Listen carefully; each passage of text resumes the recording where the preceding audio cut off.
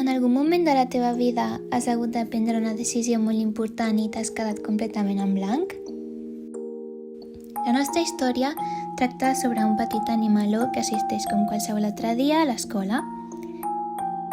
En aquesta classe, la mestra demana als alumnes escollir un instrument i ràpidament els animalets es llancen a escollir aquell que els sembla més llampant. Tots menys el nostre protagonista, que no sembla massa convençut per la idea. Estan completament perdut, el qual es limita a fixar-se en els instruments dels seus amics, que tot i semblar-li meravellosos, no s'acaben d'adequar als seus gustos.